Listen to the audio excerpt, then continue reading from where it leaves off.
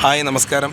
നമ്മുടെ അലിൻ ജോസ് പെരേര അബദ്ധവശാലൊരു തെറി പറഞ്ഞു എന്നാണ് പറയുന്നത്. അലിൻ ജോസ് എന്നെ വിളിച്ചിരുന്നു.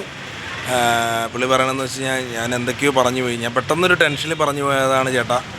ഞാനത് ഇന്ന ആളാണെന്ന് കണ്ടുകൊണ്ട് പറഞ്ഞതല്ല, അത് ആ ഒരു സാഹചര്യത്തിൽ പറഞ്ഞു പോയി എന്നാണ് പുള്ളി പറയുന്നത്. എന്തുവാട്ടെ, അപ്പം പ്രശ്നങ്ങൾ പലതും ഉണ്ടാവും.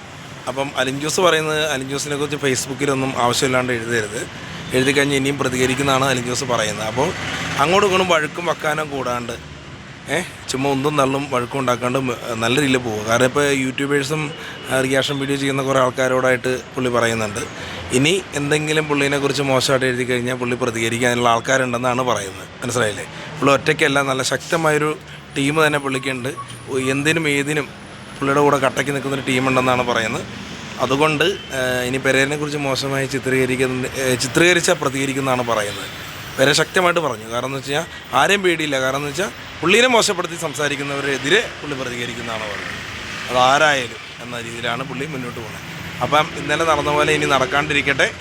അതുകൊണ്ട് എല്ലാവരും ശ്രദ്ധിക്കുക. ഫേസ്ബുക്കിലൊന്നും ആവശ്യമില്ലാത്ത കാര്യങ്ങളൊന്നും എഴുതിയിടരുത്. പുള്ളീനെക്കുറിച്ച് പുള്ളി അത് പ്രതികരിക്കും. പുള്ളി അത് ഭയങ്കരമായിട്ട് പ്രതികരിച്ചും പൊട്ടിത്തെറിക്കും. പുള്ളിയുടെ കൂടെയുള്ളവരൊക്കെ ശക്തമായിട്ട് ഇടപെടും.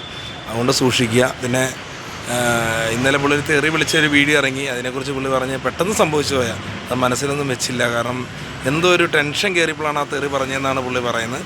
പുള്ളി തെറി പറയാത്ത ഒരാളാണ്, പെട്ടെന്ന് അങ്ങനെ പറഞ്ഞു പോയി എന്നാണ് പറയുന്നത്. എന്തായാലും എൻ്റെ അടുത്ത് ഇങ്ങനെ പറഞ്ഞു. ഞാൻ പറയാം, എന്തായാലും അത് പോട്ടറാ, നീ എല്ലാവരോടായിട്ട് പറഞ്ഞാൽ മതി, ക്ഷമ പറഞ്ഞാൽ മതി എന്നുള്ള രീതിയിൽ ഞാൻ പറഞ്ഞിട്ടുണ്ട്. അപ്പോൾ പുള്ളി പറയണതെന്ന് വെച്ച് കഴിഞ്ഞാൽ, ഇനി ആരും എന്നെക്കുറിച്ച് ഫേസ്ബുക്കിൽ എഴുതാനോ അല്ലെങ്കിൽ എന്നെ കളിയാക്കാനോ വരുന്ന റിയാക്ഷൻ വീഡിയോ യൂട്യൂബറൊന്നും വരരുത്. വന്നു കഴിഞ്ഞാൽ പ്രതികരിക്കും ചേട്ടാ എന്നാണ് പുള്ളി പറയുന്നത്. അതുകൊണ്ട് എല്ലാവരും ഒന്ന് സൂക്ഷിക്കുക കേട്ടോ. പുള്ളി പുലിയായി മാറിക്കഴിഞ്ഞു.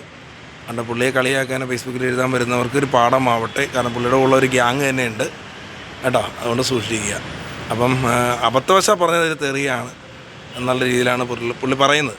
പെട്ടെന്ന് വായിന്ന് അങ്ങനെ സംഭവിച്ചു പോയി. ഒരു പെട്ടെന്നൊരു പ്രഷർ കയറിയപ്പോൾ സംഭവിച്ചു പോയതാണെന്നാണ് പുള്ളി പറയുന്നത്. അങ്ങനെ ഞാൻ പറയാത്തയായിരുന്നു, പെട്ടെന്നൊരു പ്രഷർ കയറി, അതുകൊണ്ടാണെന്നാണ് പുള്ളി പറയുന്നത്. അപ്പോൾ ഇനി ഒന്ന് സൂക്ഷിക്കുക.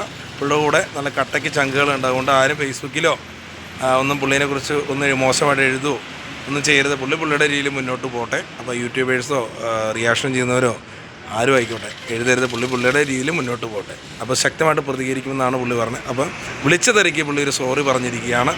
രാവിലെ വിളിച്ച് പറയണത്, ഞാൻ അബദ്ധവശാൽ എൻ്റെ ഇതിൽ നിന്ന് വന്നതാണ്, വൈന്ന് വന്നതാണ്. ഇനി അങ്ങനെ ഞാൻ ഒരു സ്ഥലത്ത് വെച്ച് പറയില്ല ചേട്ടാ, അങ്ങനെ സംഭവിച്ചു പോയി എന്നാണ് പുള്ളി പറയുന്നത്.